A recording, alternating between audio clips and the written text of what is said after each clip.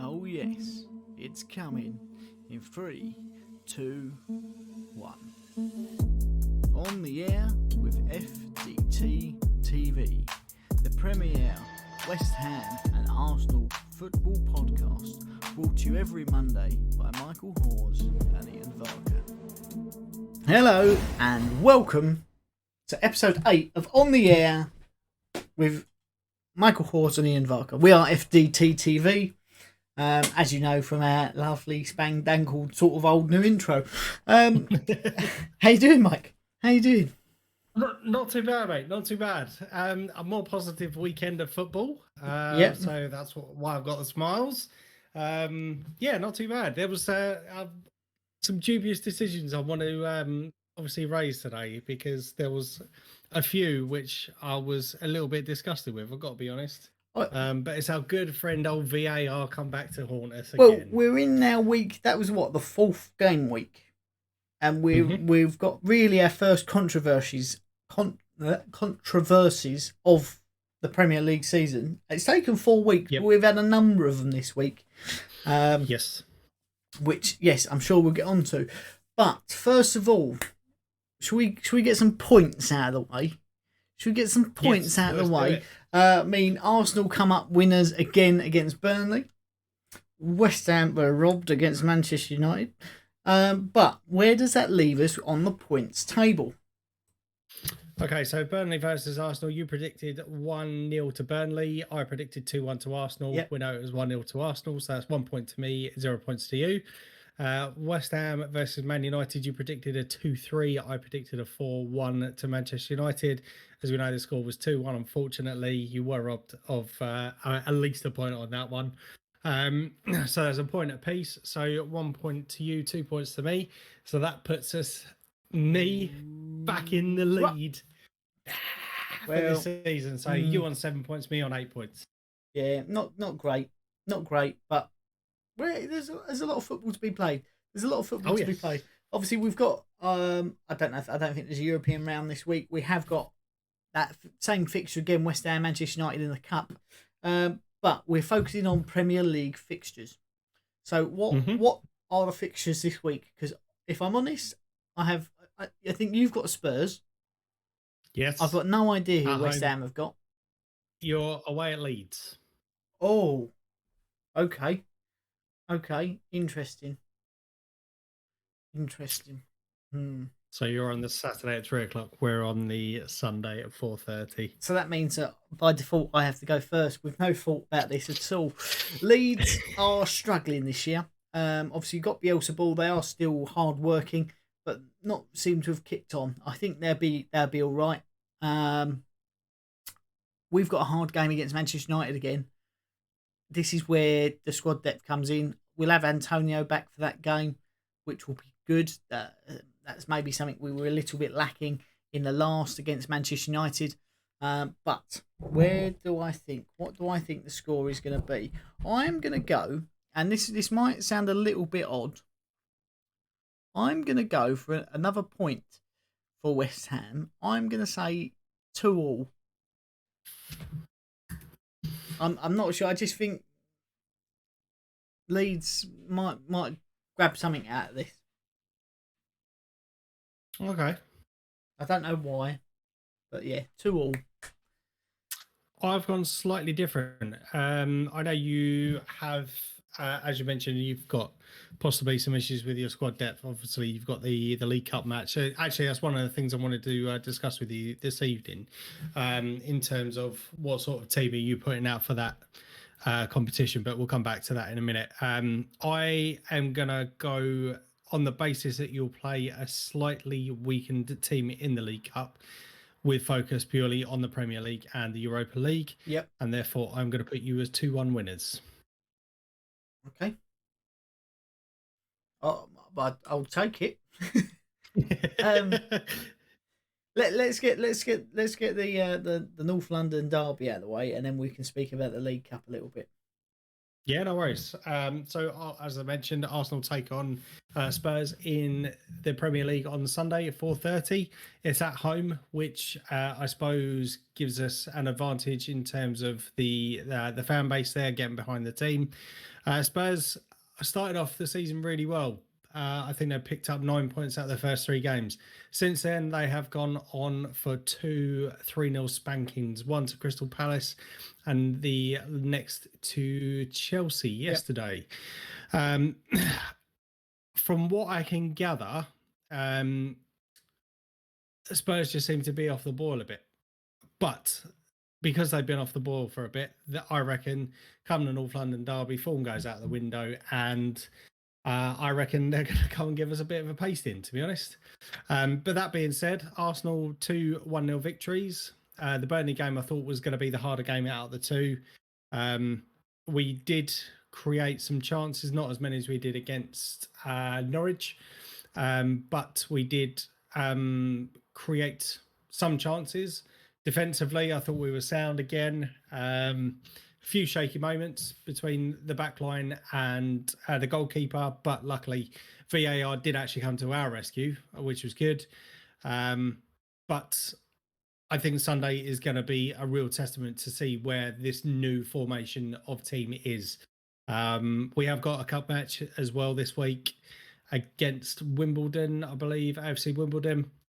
But I think that's going to be a squad rotation with the weekend's fixture in mind. Yeah, we should come out winners for that one as well. But I'm hoping. See, I do see us conceding just because Harry Kane's been on a bit of a goal drought, loves scoring against us. So I do see us conceding a goal to get him back off the mark. But I am going to go for 2-1 to Arsenal. Ooh, 2-1 to Arsenal. See, here's the thing. I don't think Spurs have scored from open play in the Premier League this season.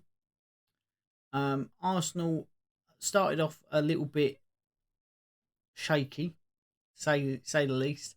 I've brought it back with two solid 1-0 victories, and I know people go, it should have been more. Actually, when you're that low on confidence and playing that bad of football, two 1-0 victories on the trot isn't bad. I think this is going to be a North London derby to be forgotten, if I'm honest. I think this is going to be a bore draw, 0-0. Oh, okay. I've just got a feeling that it's going to get hyped up and everyone gets excited for it, and actually it's just going to be a big part of shit. To be honest, I mean, with the way that Spurs started and the way we started, I know obviously a lot's happened for the first few fixtures. Obviously, Spurs were at top of the league at one point. Even West Ham were top of the league at one point. But yeah, the North London derby, I've got to be honest, does make me a little bit nervous going into the fixtures. I think we won one last year and Spurs won one. Yep. But they have already beaten us in the pre-season games. Again, we did have some players missing for that game. But I've got to say, Thomas Partey was brilliant. Gabriel was brilliant. Aaron Ramsdale has been absolutely solid. There's been a couple of saves that he pulled off in the game against Burnley. I thought it kept us in the game. Yeah. I thought it was absolutely brilliant. And there was a load of people slating him in, obviously, when he first joined the club. But I think already he's become a bit of a fan favourite, and he's definitely going to give Bernd Leno a run for his money this season. I wouldn't be surprised if Bernd Leno leaves. Yeah, I think you're right. So yeah, it's going to be. It probably is. It's probably going to be one of those games where the hype. I always get hyped up for a North London derby, obviously, as you do, being an Arsenal fan. And it does have the makings of, as you mentioned, either a 0-0 or a 1-1. Yeah. We'll score fairly early, and Spurs will score some crappy set piece goal or something like towards the end, or Harry Kane with a worldie from about 40 yards or whatever. But yeah, I'm gonna back the boys this week. I'm gonna go for 2-1 winners. Yeah. Hopefully, form does go into account on this one. Yeah, I mean, I hope I'm wrong, and it is an exciting fixture to watch because it does get heated at times. Which makes for good viewing, but I can't see it. I can't see it this time around. not with how say both teams have started. Well, as you said, one team started really well, one team started poorly. Now we're going to meet somewhere in the middle. Mm. As you asked about, obviously the League Cup for West Ham, we play Manchester United, which when we got a bye for the third round, I was like, yes, this is good. We can end up with a team that's like sort of trying to do a bit of giant slaying this year, but we end up with Manchester United. I think personally they're going to fill the weakened team. I don't think there's much room really for us to change. We might see one or two players rested. We might see the likes of Alex Kraus start, get Fredericks on, possibly a return for Masuaku. But I don't feel like there's going to be too much change. I think you've got to go with a statement of intent, especially in the manner that we lost the last match, to go and take the game to Manchester United and show them we're not here to lay down. Yep. But yeah, I think we're going to field a fairly strong squad. I think David Moyes, we started well. West Ham fans are on side. We've signed some players. If he then goes out and plays a under 18s team, the crowd are very quickly going to flip. And we know once that happens, it's very hard to bring them back. So yeah, a strong team for me. But Arsenal, you played Burnley. You got another clean sheet. Aubameyang on the score sheet again. Is that correct? No, it's Martin Odegaard. Free kick. Yes, it was.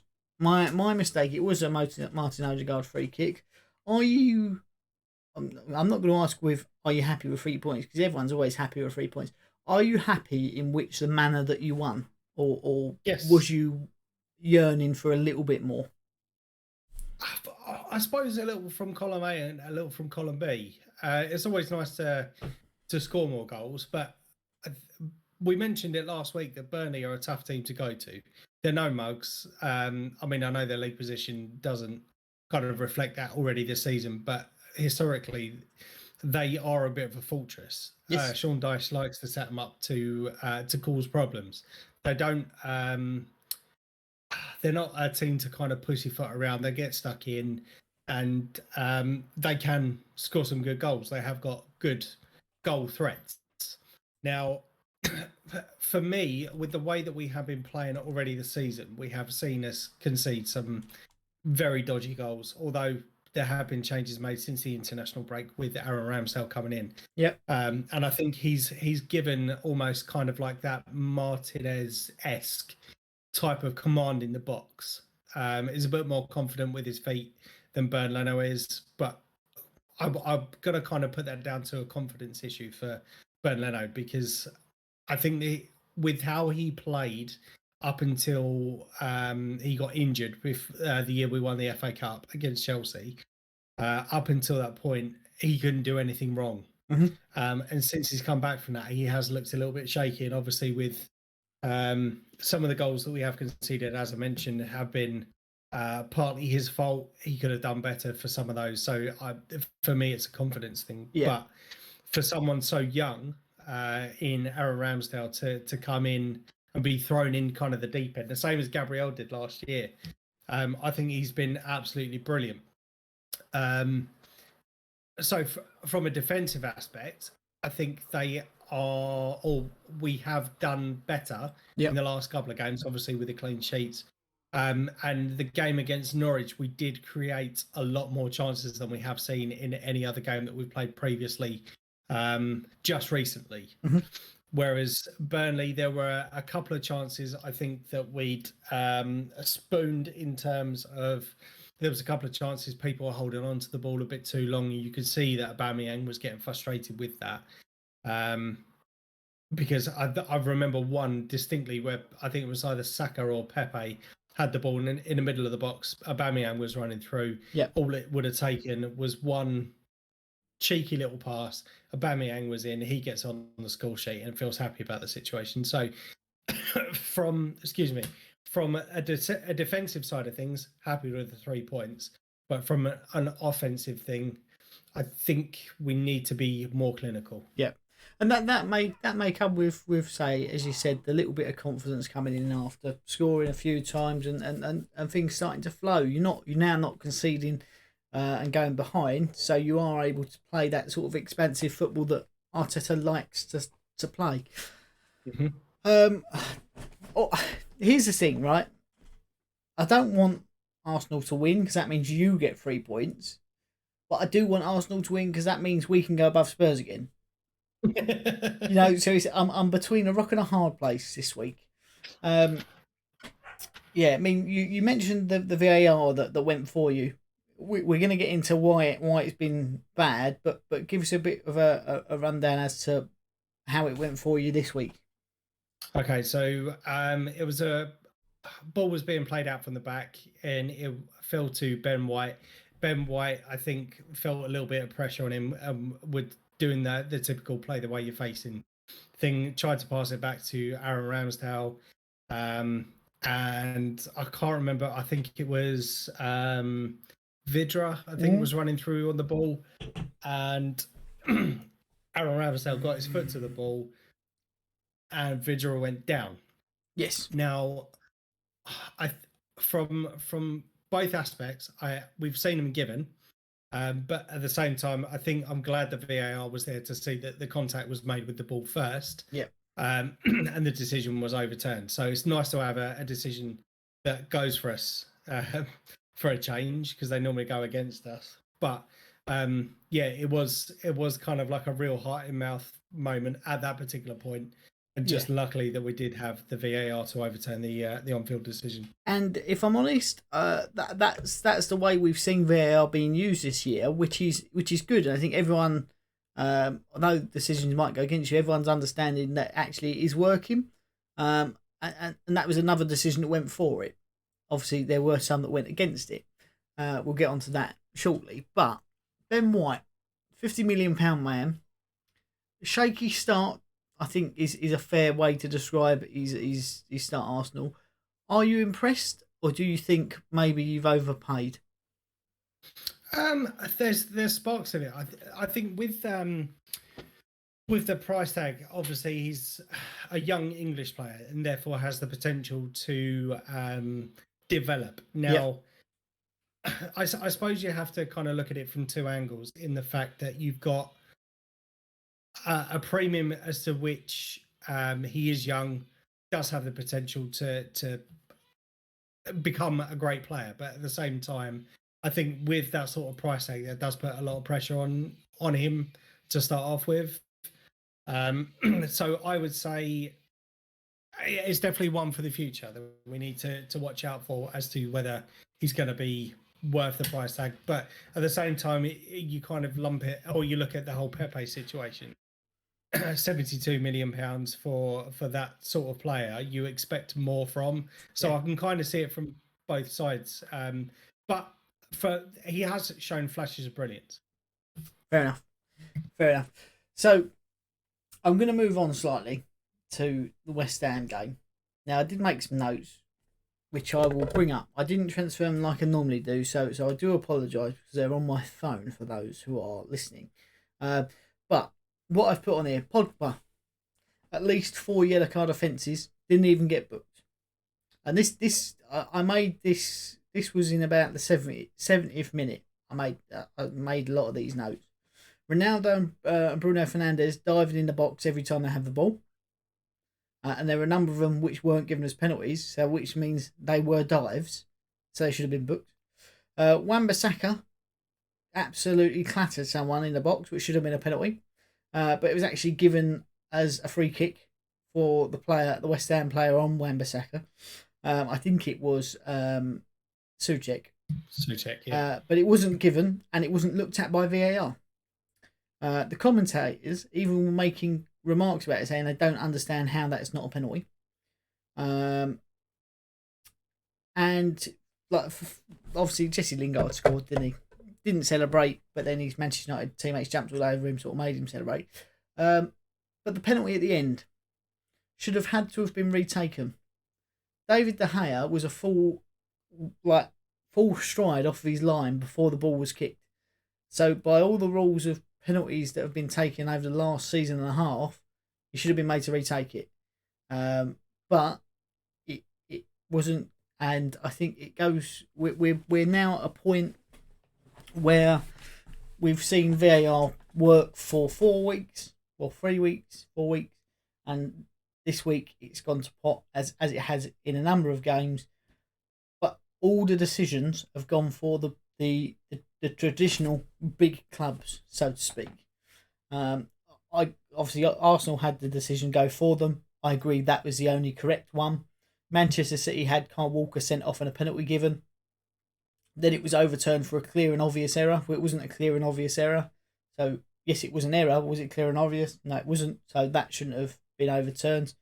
Manchester United with a penalty decision and Wan-Bissaka not even being looked at. It's just Liverpool got one that I watched. Sorry, pardon me. I see something about a VAR decision for Liverpool that was incorrect. I don't know what's happened this week. I don't know who was in the VAR box, but they need to be got rid of. Whoever it was this week needs to be got rid of because they're clearly not with it. Yeah, for the West Ham Man United game, the Souček foul was. I was screaming at the telly. I did not understand how that was not a penalty. There was no intent for any ball at that particular point, and how a referee could decide that it was a foul on Wan-Bissaka, I will never know. Yeah. That was bullshit, and I did feel bad for you on that one. The Cristiano Ronaldo, I think one of them was borderline penalty. Yeah, I agree with you there. There was one you could see he was going down before contact was even made. He was dragging his feet on the floor, so he kind of telegraphed that one. But there was a penalty shout that we have seen given, which wasn't given on this particular occasion. And the penalty right at the end for West Ham, rightly given. Yeah, and that was one of those ones where they did go and use the VAR monitor for. And to be honest, I mean, I didn't really pay much attention to the whole David De Gea bit. I thought it was a good save, but I've got to say, I think Mark Noble kind of telegraphed where he was going for that penalty. As someone as good as he is on penalties, I think it was difficult for him in being that. Yes, he's one of the Premier League's best ever penalty takers. He wasn't involved in the match. He wasn't warm. No. He hadn't warmed up. And actually, you're walking on needing to score, knowing it's going to be the last kick of the game, without sort of playing in it. So I know you get the atmosphere of what it's like, but I do think it would have been much better for us to maybe let Declan Rice take it, or Jared, oh no, he wasn't on the pitch, or Yarmolenko. Do you know what I mean? Just to someone who's already in the game. That's there. So there was a lot of pressure. He missed it. It happens. Our penalty record is not great at the moment. I think we've missed the last 5. And I also think that's the first penalty that De Gea saved outside of a penalty shootout. It's like 40 saves. Yeah. 40 penalties. That's the first one he saved. Yeah. So it had to be us, didn't it? But yeah, so I'm hoping that they do take a deep, hard look at themselves with the VAR. What I would say is I wasn't impressed with the referee. It's not a referee that I particularly like. Same with the referees in the Manchester United game and Liverpool game. They're the 3 that I rate the least in at the Premier League referees, and they're where the 3 controversies come from. So VAR has worked quite well. I think we both can agree, on the most part, has worked very well this season thus far. So is it to do with the on-field referee as well? Not quite understanding. If you look at the monitor, it doesn't mean you have to overturn the decision. Doesn't mean you have to do that. It's just to go and have a look. They've given the power back to you. Yeah. I think this week I'm hoping it's been a combination of poor officiating just in general, and also it was a bad weekend for VAR. Like we said, we've seen it utilised already in the first 3-4 matches. And we've not had a single controversy, have we, really? No. And it just seems to be that one of these, or I'm hoping it is an anomaly weekend, and they do look back because one of the other ones I wanted to speak about, I don't know if you saw it, was the Brighton penalty that Neil Maupay scored. Yeah. But it was for the handball on Vestergaard, I think it was. Yeah. How that penalty was given, I mean, from one angle you could see, yes, he's got his arm up in the air, but the reason why he's got one arm up in the air is because his other arm is being held down, and he's gone to jump for the ball and has gone like, Yeah. like that. And you could quite clearly see it. And one of the what I don't understand is how VAR hasn't overturned that decision. Yeah. Because granted his arm was in an unnatural position, but I think the only reason his arm was in the unnatural position is because he was being fouled. Yeah. And how you can award someone a penalty for fouling the defensive team is beyond a joke. Yeah. But that's in a similar vein of the Wan-Bissaka one, isn't it? They gave it as he'd trodden on Wan-Bissaka. Well, he would do if he absolutely clatters him. Where else does he put his feet? Do you know what I mean? I make you right. Brighton obviously will take that 3 points against Leicester all day long.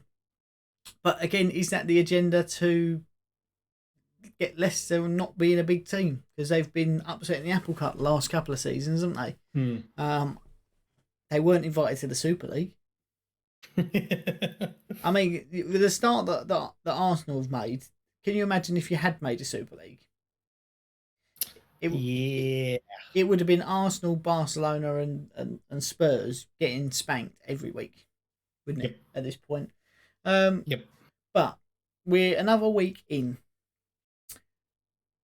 We've seen Lukaku score again. We've seen did Ronaldo score the first one? Yes, I want to say did. Who's going to be your top scorer? Because Harry Kane's still not off the mark. Do you think it's a 2-horse race at this point, or are you going to add a Salah and a Mane in there as well? No, I mean Liverpool have looked pretty good this season already as well. That's one thing that we didn't predict on, was it? I think top scorer. I think we did it right at the very, very, very beginning, but we've had a few transfers since then. Did you? Oh, okay. I mean Chelsea are also looking very good. Yeah. Obviously with the acquisition of Lukaku, he's definitely nowhere near as bad as what he was when he was playing for Manchester United. He's absolutely phenomenal since he went to Inter. I think he's. I think you said it a couple of podcasts ago where they've sorted his diet out, and he's just become an absolute beast. And when Arsenal were playing Chelsea, it just made us look like a bunch of mugs. Yeah, he's so strong. He's definitely got contention, but I know we spoke about it when Ronaldo come back in, and to be honest, he's featured a lot more than what I thought he was going to already. Obviously, just given to his age, but we have mentioned about his physique and his stamina and all that sort of stuff previously. But he could be one in contention for it. That's what, 3 goals in 2 games, or I think it's 4 and 3. No. 4 and 3, if you're including the if you included the Champions League European game. Yeah. So he scored 2 against Newcastle, 1 against Young Boys, yourselves, and 1 against Young Boys. Yeah. It's just like stopping him, is there? No. Although I do think we did a very good job of it. He had a torrid game, and you could see he was frustrated, which is why he reverted back to what he did when he first joined United, which was the diving. We haven't seen it as much. I don't know whether that's because he's not on the screens every week playing abroad. But I think we frustrated him a lot. I